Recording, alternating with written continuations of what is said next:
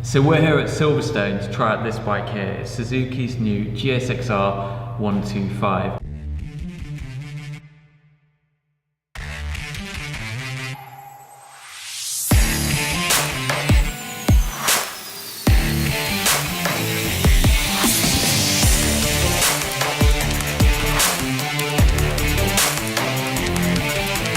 It makes around 14 horsepower. It's the lightest bike in its class, shortest wheelbase.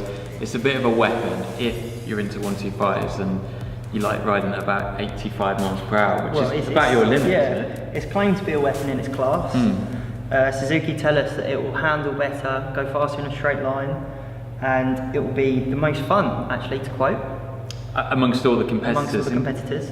Quite a competitive market as well. Yeah, it promises to be quite a decent package, and tomorrow we'll get to try it out at Silverstone on the Stowe circuit. So if this bike looks familiar, it should do, because it follows the lineage of all of the GSX-R family, with the GSX-R1000 at the head, which in turn is derived from the MotoGP bike you see behind me. That's Alex Rinder's actual MotoGP bike. He's just been racing this weekend, which is pretty damn awesome.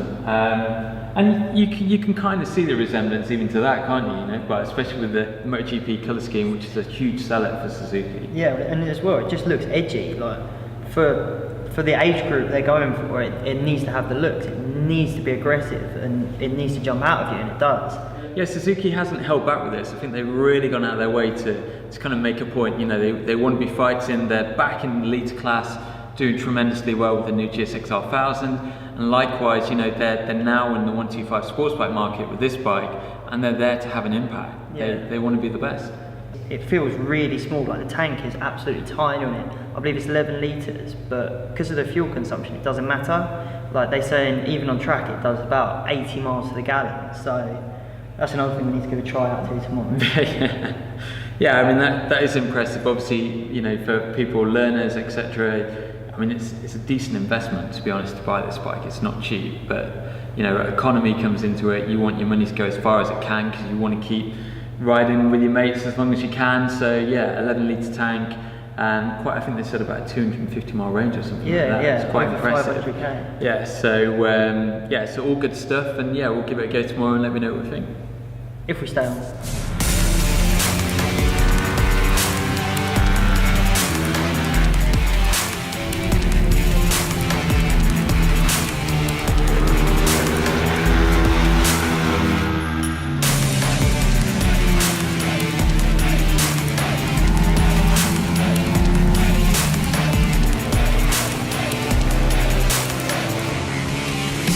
How are you getting on out there? You look like you're struggling. It's good, actually. Throttle's the one on the right.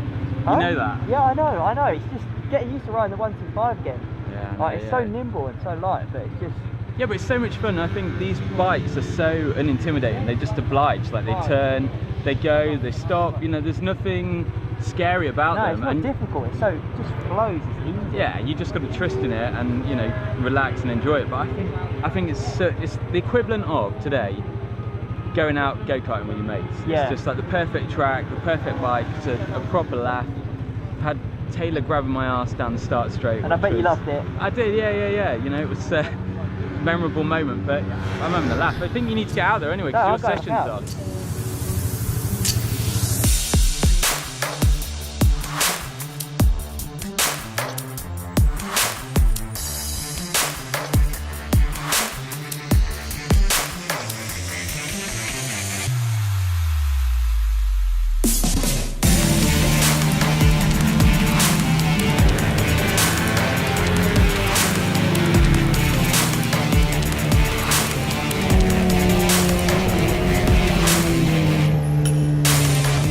So we just had the morning on the Suzuki GSX-R125. It's managed to stay dry, which is pretty crazy, to be honest, because it's looked like it's going to hammer it down all day.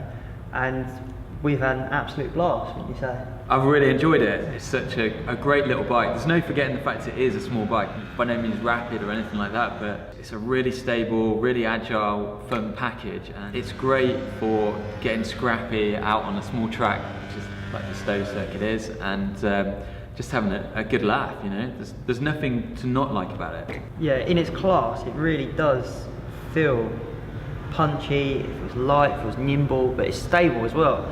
They literally dialed together a whole package, which really works. One of the features on this bike that jumps out to me is the gear indicator. Like I've been using that relentlessly. At that, and you know, it's easy to read the revs as well. I mean, it's quite crucial on this bike. You kind of need to know where you are. Every gear change. Yeah, you know, it pays to kind of know those few details. Going back to the virtues of this bike, its best quality is that it's just so usable. There's nothing intimidating about it. It was only when Taylor hung me out as we're going through a chicane, and it got to the point where I really did need to start tipping in, else I was just going to go straight into some cones. That, you know, I really had to get on the anchors, and that was the first time the ABS came in. And we're not messing around. I mean, to put it in perspective, this morning I've gone within 2 seconds of what Alex Rins and Ian Oney did on these bikes on the same circuit a couple of days ago. So, you know, we're not messing around, and yet still, you know, it's only when you get into panic mode that the ABS is kicking in. So that's testimony to it.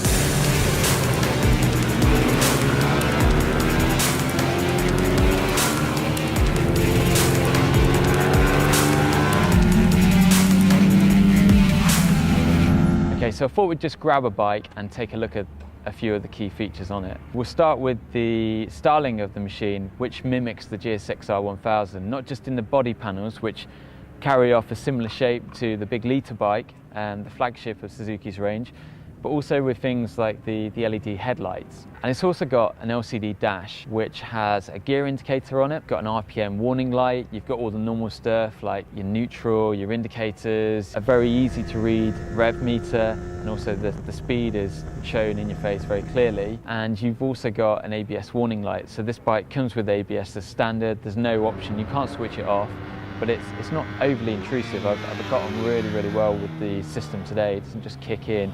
You really have to push it to get that system working. It's also got a key immobilizer. So basically, you carry a fob on you, you leave the key in the bike at all times. If the fob isn't around the bike, it's a meter perimeter it needs to be in, then you can't actuate the ignition. At the front of the bike, there's a substantial size wavy disc that's coupled to twin piston slide caliper that's performed really well today. I've really got on with it, lots of feel, lots of power, and the ABS hasn't been too intrusive. The suspension on the bike is really basic. You've got 33mm forks up front and a primitive shock at the rear. Nothing's adjustable, but to be fair, again, you know, I've just been able to get on this bike and ride it relatively hard without having any problems. Suzuki are really proud of the motor in this bike, which is a dual overhead cam single cylinder motor. It makes 14 horsepower and it produces 11 Newton meters of torque, which puts it right up there amongst the best in the sector. So at the rear of the bike, you've got that Euro 4 compliant exhaust system. It's not the loudest thing in the world, but it's not offensive either, you know, it's a reasonable note.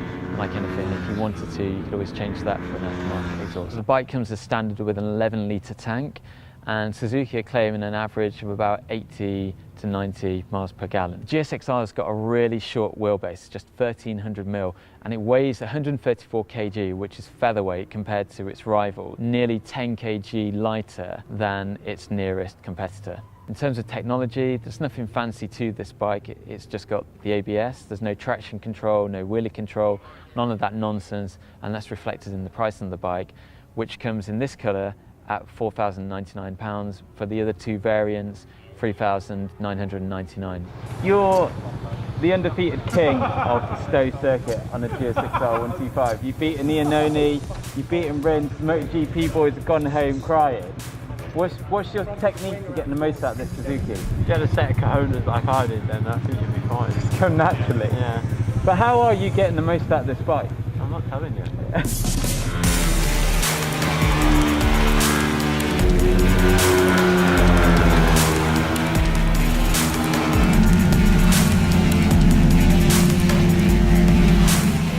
So we've got loads of track time in today on Suzuki's new GSX-R125, and it's been a right laugh.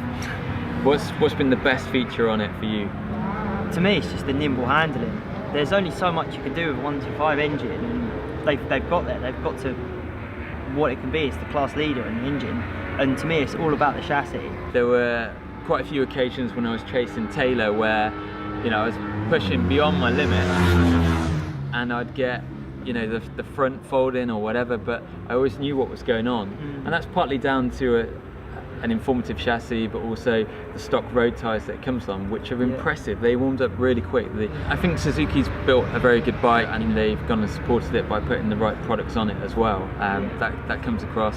Like you say, the engine it's a good motor, a 125 4-stroke. It's not anything particularly special, but you know, it worked, it was fast enough. Gearbox was really good. That's something that bothers me when you look at lower capacity bikes. Some manufacturers scrimp a little bit on components, and you can often find a dodgy gearbox, and that's a real shame, but there's been none of that on this bike, and all at a decent price. So this bike here in the MotoGP livery retails at £4,099, with the other 2 colour options costing £3,999. Another thing I just heard was that Suzuki's got a great finance option for this bike.